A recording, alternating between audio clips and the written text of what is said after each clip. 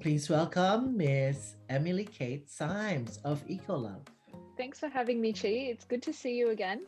Yeah, it's good to see you too. So let's start the ball rolling. And hmm first, please allow me to, in behalf of Michelle Baltasar, Violi Calvert, and everyone in Australian Filipina, congratulations for, Oh, thank you. I want to get this right, for getting the best eco luxury fashion brand in Australia for 2021 at the Health Beauty Wellness Awards of Lux Life magazine. Thank Yay! you. Yay. So, what is the relevance of this award for you to be given at this time where everything is going crazy? It was such a nice surprise. As you know, we're all in lockdown.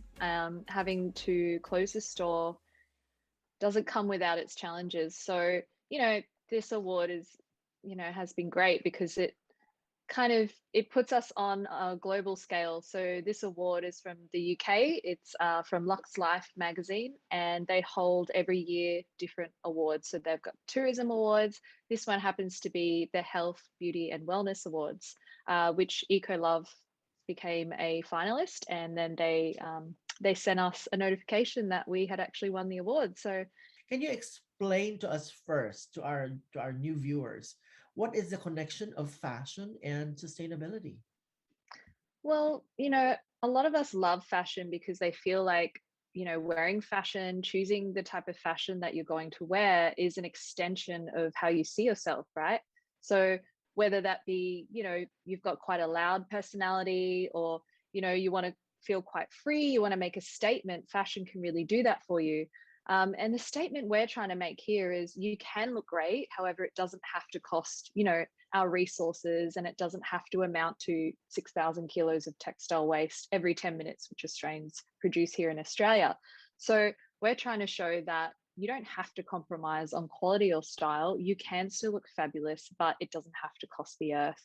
And you can do this by, renting a dress, purchasing secondhand luxury designer fashion, or you can even purchase vintage. And if you're going to buy new, from sustainable brands, so brands that, make items from sustainable materials or recycled or upcycled pieces. It's really a changing of mindset, right? Because Yes. looking at what's happening now to the environment, and you were not kidding about how fashion affects the conservation efforts in the world. I've asked you before. Can you say it for Mm. our viewers now? How much waste does fashion create in like what per minute? Is that per minute? Yeah. So, on average, this was according to that TV show that was out on the ABC, so War on Waste. 6,000 kilos of textile waste every 10 minutes in Australia, when 95% of that amount could be recycled or upcycled. And as women, a study by St. Vincent de Paul Society actually reports that on average, Australian women consume about 27 kilos of fashion. They only keep about 33% of what's actually in their wardrobes, and then they discard about 23 kilos of that amount. When I say discard, I mean donating, throwing away, not using the items again, right?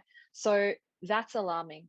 We're seeing, you know, us Australian women as consumers, we're one of the highest consumers of fast fashion globally, double the global average of the United Kingdom. So the United Kingdom is 13 kilos a year of fashion that they consume, whereas we're 27 kilos. So, we're on par with the United States.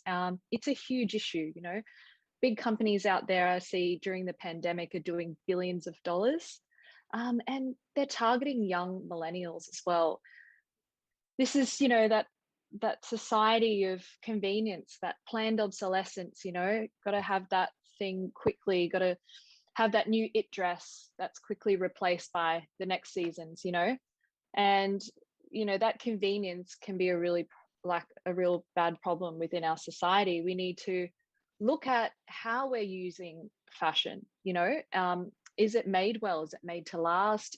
Maybe we should be using materials that are more eco-friendly, but also that are manufactured in a way that, you know, supports garment workers. You know, there's no slave labor, it's fair trade. You know, like sustainability is more than just having some clothing made from hemp fabric or sustainable materials. You know, it's a holistic mindset, and it comes from anything to do with supporting the environment, supporting people, supporting animals, you know, and also like sustainability is diversity, it's inclusivity, it's what we value, society as a whole. Sustainability for me just is common sense. It just makes sense to want to preserve what we have for future generations. And, you know, fashion is one of those places where we can make real change. And it's a good place to start because it all comes down to our mindsets. And there's so many simple things you can do yourself. Like you can create change. It doesn't have to be on a mass scale. Each person individually can make small changes, which can create big impact. Yeah, that's very much something that we all have to think about. So in there's a lot of mindfulness that is necessary to actually focus on these efforts that's connected to fashion, which is so very connected to our psychological craziness about what we buy. We have to have this. Yes.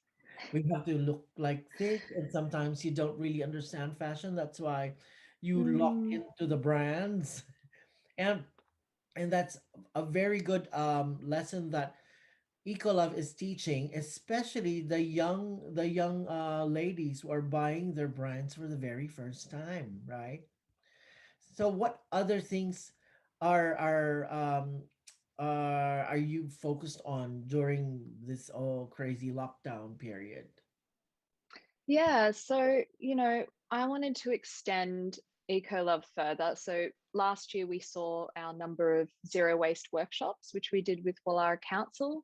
That was fantastic. I mean, the whole reason I got this space in Paddington was to engage with our community, really engage on a personal level where people can see the individual impact they can make and how easy it is to make changes. And so running these workshops, you know, I wanted to do more, and basically I wanted to extend, you know, the tools and the advice and the knowledge that I have built over the last, you know, 10 or so years into my business, into a mentorship program, which is called the Eco Collective.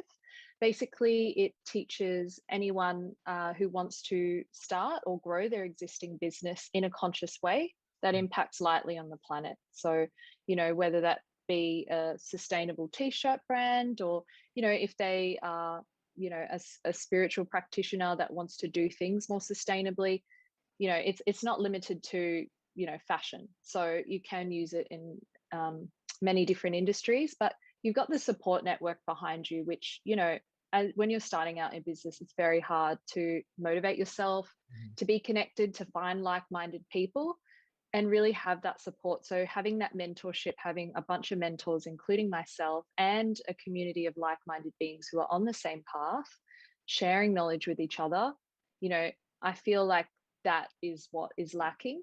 And that's what I really wanted to provide. So that's something I'd been working through in lockdown, which I have launched, and we will be starting the course in the next couple of months. So yeah, look out for for the mentorship, and you can check it out on ecocollective.com. All right. So you've now extended um your efforts in just not just putting up your store Ecolove, but also to help other people get into the groove of sustainability and consciousness, which are very big words for me. Especially Yes. when you mentioned the circular approach. Can you give us an idea of what it is really? Yeah. So, you know, what we're trying to do here is support the circular economy. And what we mean by circular is a holistic approach to take and make. So, you know, you've got products that have been created. However, we want to extend the life cycle of that fashion. So we're not going to just even take fast fashion to, you know, rent out, to sell.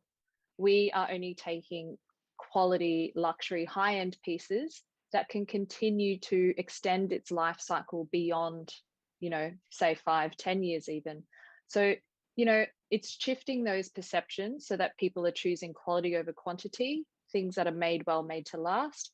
And if they are going to go to an event, instead of spending thousands of dollars on a dress, they're actually going to rent it for a fraction of the retail price, therefore extending the lifespan and the use of that garment. So instead of buying something once, not even wearing it and throwing it away, or buying something once, wearing it and donating it, you're actually extending that life cycle. So we're getting clients bringing in their old designer clothing and accessories, and then we are reselling it on for them to give it new life. And I think, that for me is a good solution, because we're not asking to produce anything extra.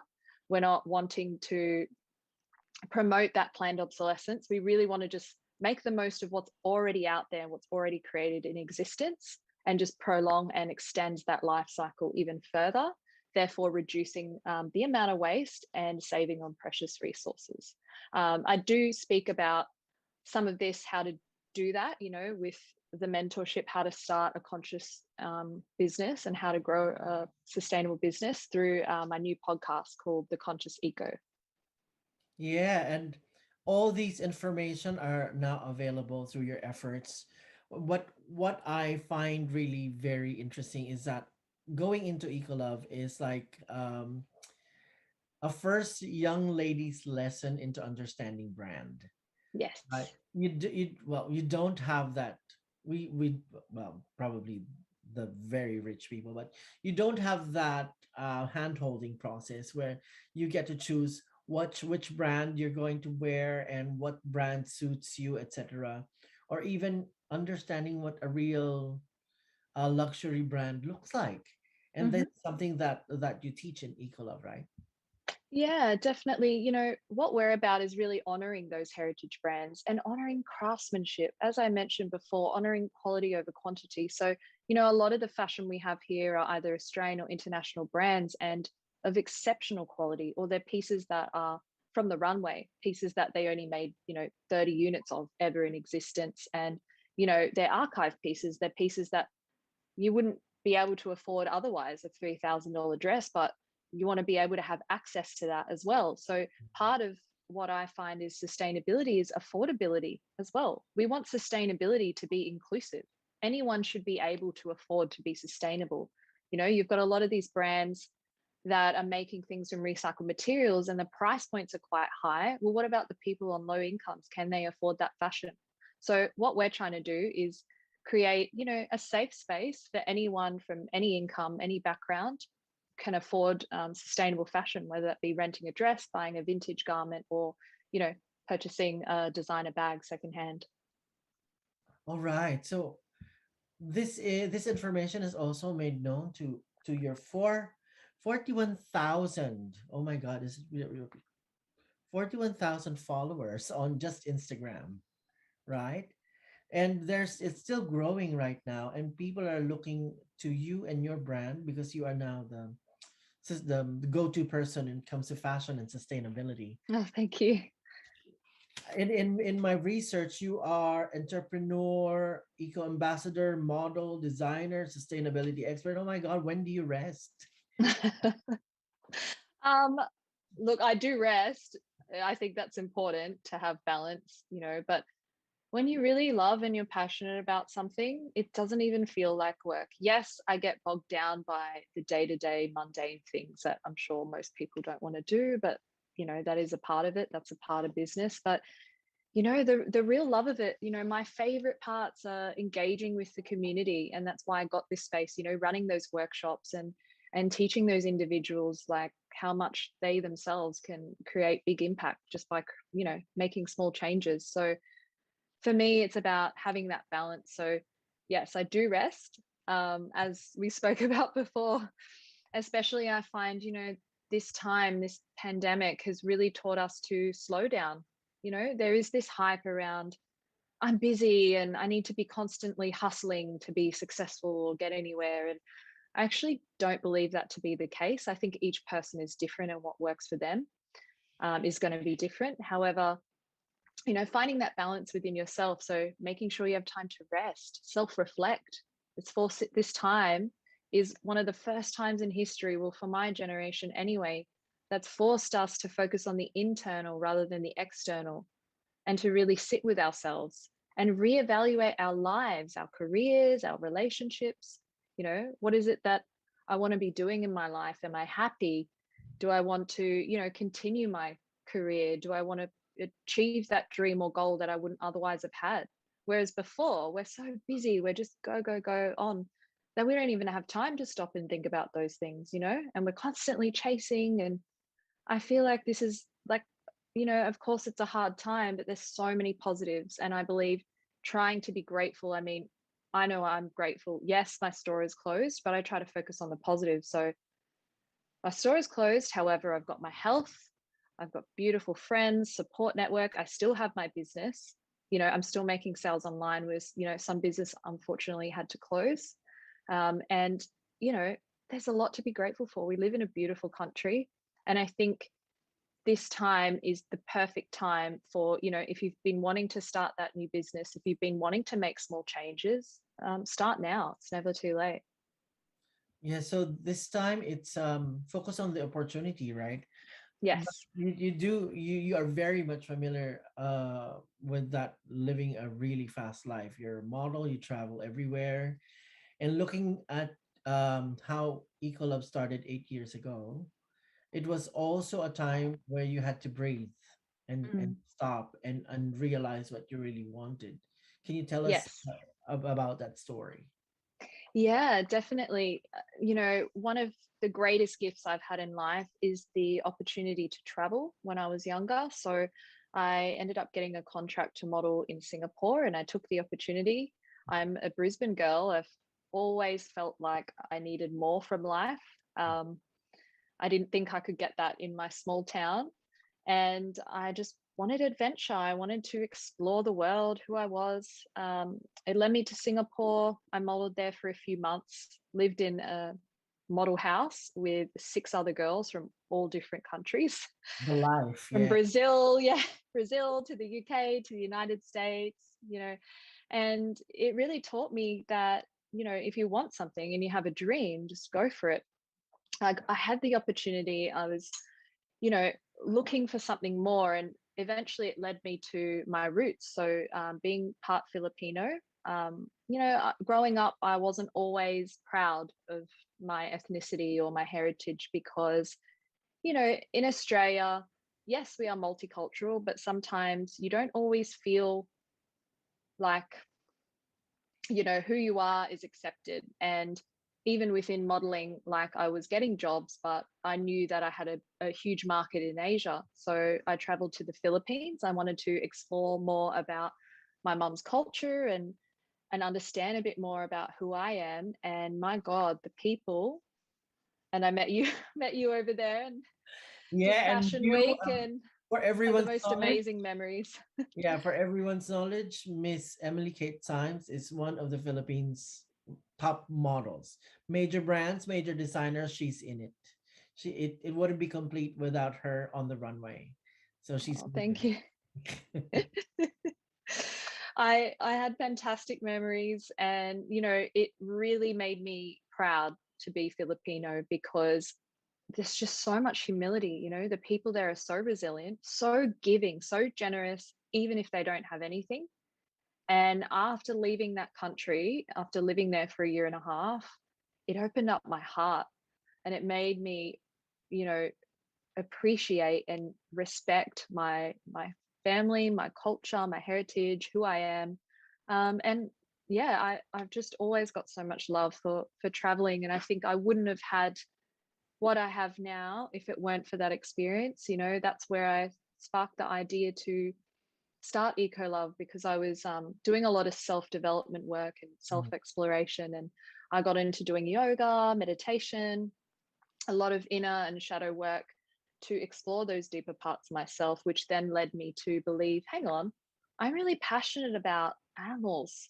I then became a vegan, which switched to vegetarian, which I'm now pescatarian. But I was passionate about the environment, about animals, about people, and seeing people over there have nothing and coming back here and realizing how much I had and knowing how much I could make an impact, even if it was just, one day if I could go over there and help, which, we do so through Opportunity International here.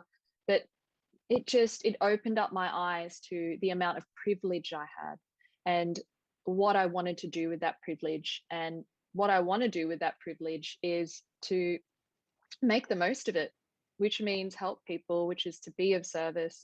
Like, I could have been born over there. I could have had less than, I wouldn't have had the resources I had now. And also honoring the sacrifices my mum made to come to this country, to give me the life I have now, to be able to even run and set up a business like this. So, it gave me great humility and a great respect for my culture, but also a really deep understanding of who I am.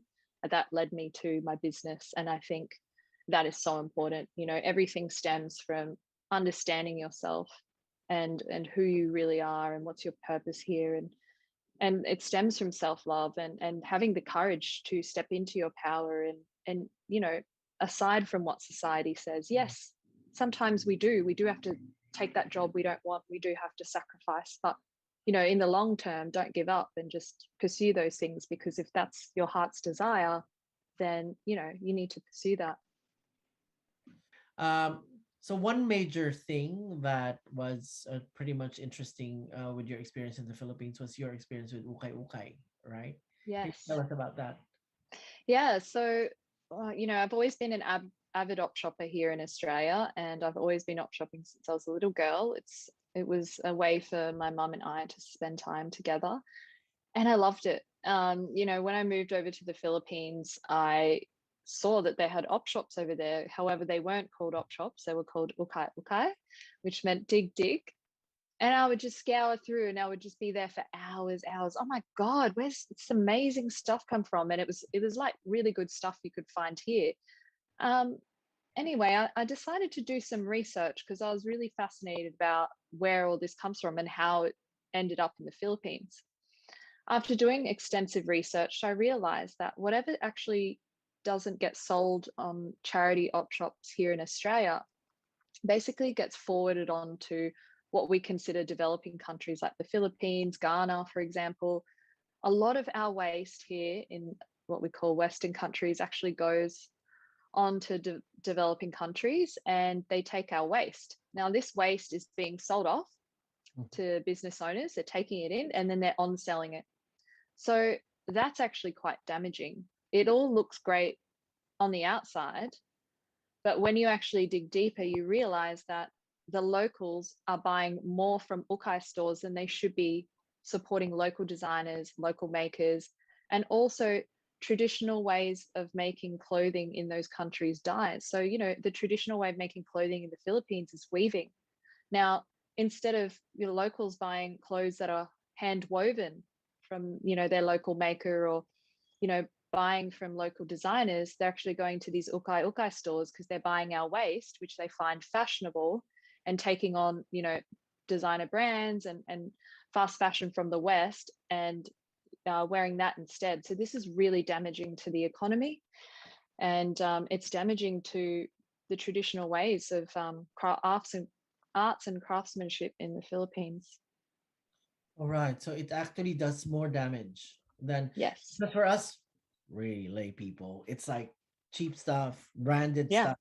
We get to wear clothes from other countries, and it looks really more affordable. What we're actually doing is killing the national ways of creating clothes, like weaving and stuff. Mm, That's very yeah. interesting. All right, moving forward, 8 years into Ecolove, and we discussed that from this experience and from the things that you found out about living in the Philippines, being in fashion, etc. You have you have gathered all these information into launching Ecolove, your store, but this didn't happen with you just deciding to do it at once. You, like most of us right now, had to pull away from society and really think about yourself and being more mindful about what you do. I think that's Yes. a very good lesson that we can share to our viewers right now who Hmm. are probably on lockdown and are rethinking their lives because of the uncertainty of these situations. I Mhm. love it how you focused on the positivity of what's happening nowadays.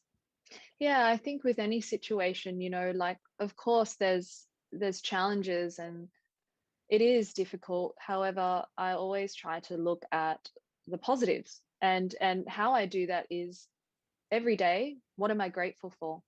Gratitude is really big. It's a big practice for me. Even if I don't write it down, I think about it. I wake up in the morning and I go, I'm so grateful. I'm so grateful to have my dog. I'm so grateful to live in Paddington. I'm so grateful to have a business that I love. I'm so grateful to have my health, to not be sick right now. So many people are sick, so just focusing each day on what you have to be grateful for, and take different steps, journaling and doing meditation and maybe yoga or exercising or whatever that may be for you, will really help, and will help you reach a better perspective for this time. It's always about how you see the world. So are you a glass half full or glass half empty person? And I always, of course I have my down days, and I have maybe a day where I feel off and I'm like, I don't want to work at all and I just want to watch Netflix all day, and that's fine too. There's nothing wrong with that. But I find that if you get into this negative spiral and you just keep focusing on fear and negativity, you're going to breed more of that. So, you know, what you want in your life, you put your attention to. So you want to be, more positive, maybe focus on what to be grateful for, and you attract more of that to you and into your life. I did a lot of that self-exploration overseas, as I mentioned, through Singapore, Philippines, and when I was living in Thailand, I go to Bali a lot too. And that really opened up my mind to, wow, it's so much bigger than just us here in Australia. There's a whole world out there. And everything we do has an effect. So, how we behave, how we speak, how we, operate in society will have an effect or a consequence somewhere else. And, to believe that we're all one and we're all connected really gives you perspective of how you are going to treat each other, how you're going to treat the environment, right? Because if we're all connected, and if you wanted to treat yourself right, wouldn't you want to treat your neighbor the same way, etc.?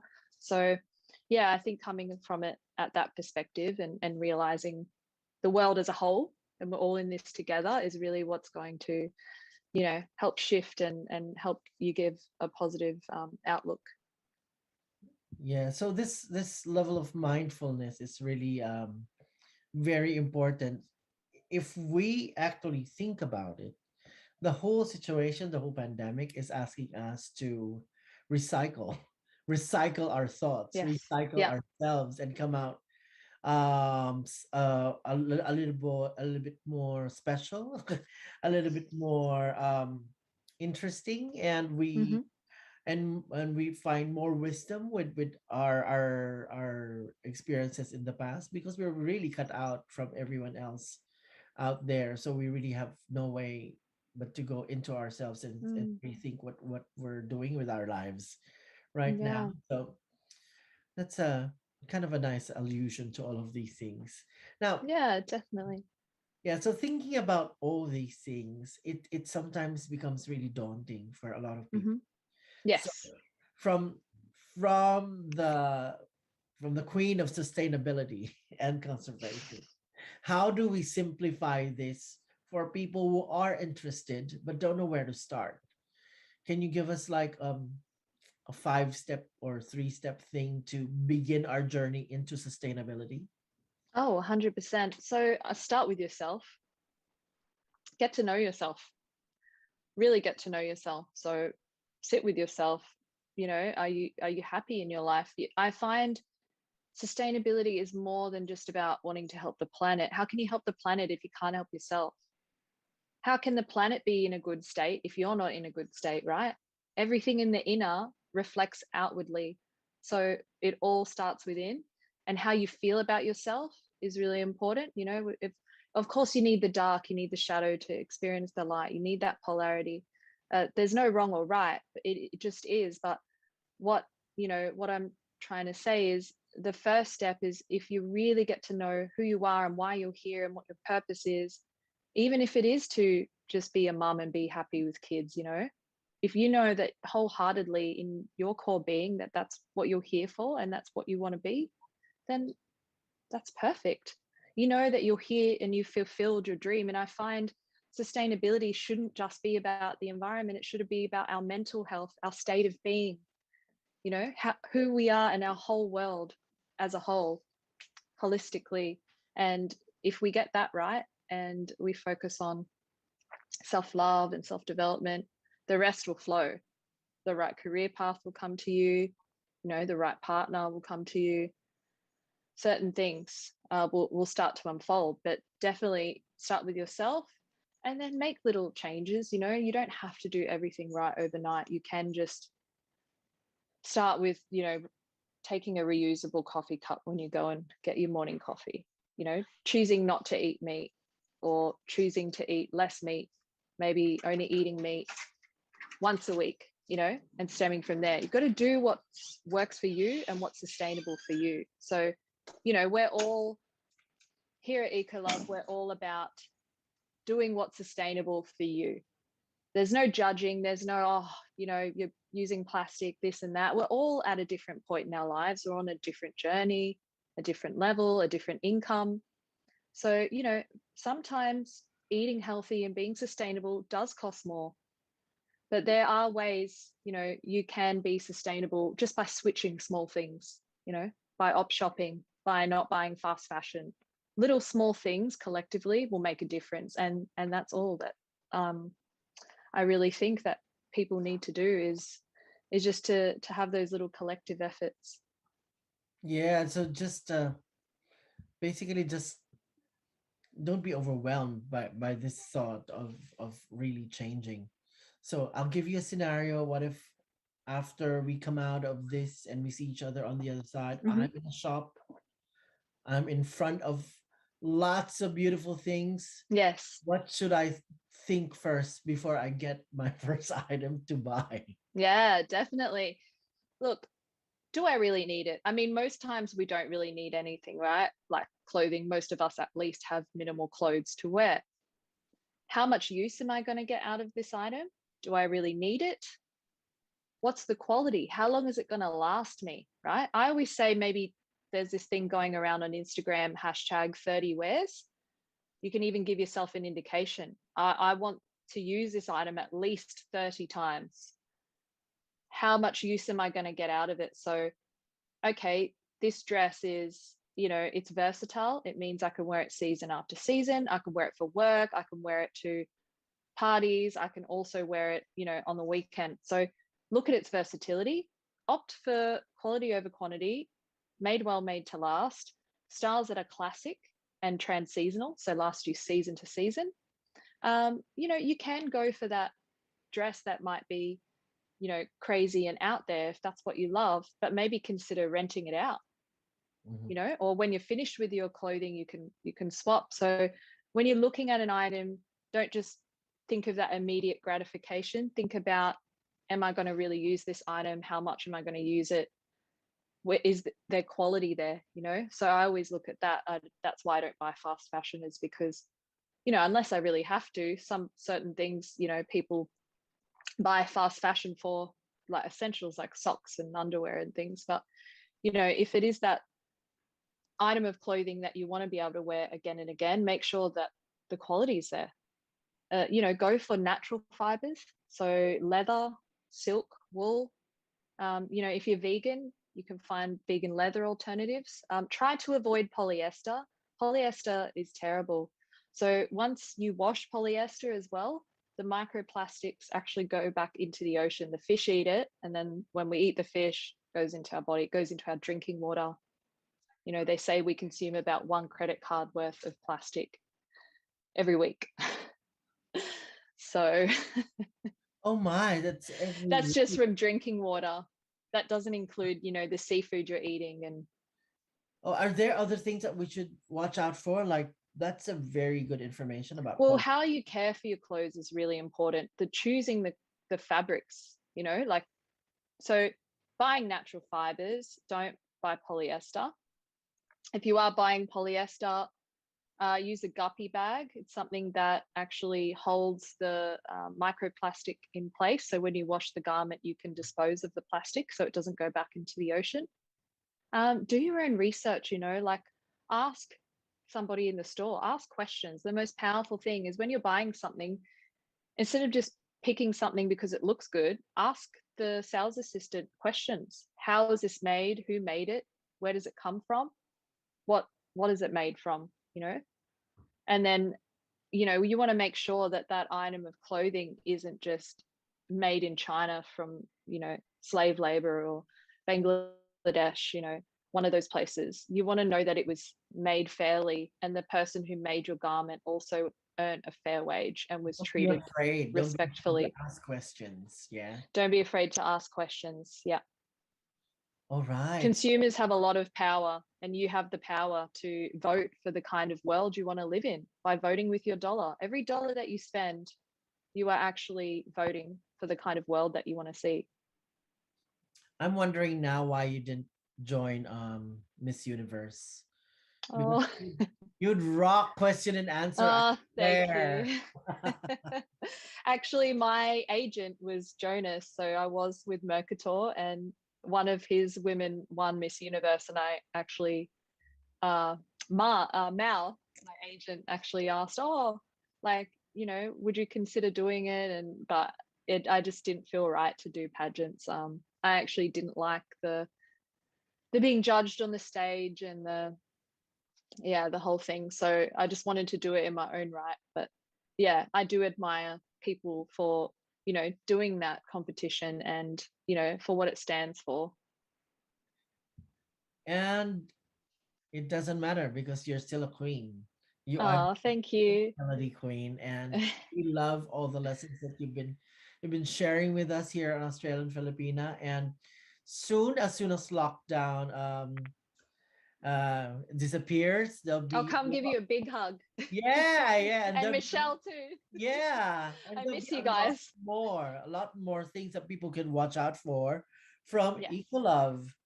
Oh my God, This is going to be exciting. So like everyone else, it's time for us to go within and then research and recycle ourselves as soon as the pandemic is done. So thank you very much for being here with us today. It's always wonderful to have you and to interview you because I get to learn a lot of things, and I've become what? Sustainability savvy, if that's a term. You teach me a lot too. Even things I'm like, when you have conversations with people, you learn a lot about yourself, but each other. And I just love having these conversations. So thank you. It's very nice when you talk to people who make you think. I think that's the thing. So go to your Facebook, guys, and recycle and throw away. No, throw away, donate or recycle. Don't throw away. I have a friend. You want to be his friend? Right. All right. So thank you again, and I will see you soon. See you soon. Take care. Be well. Bye. Thank you, Chi. Bye.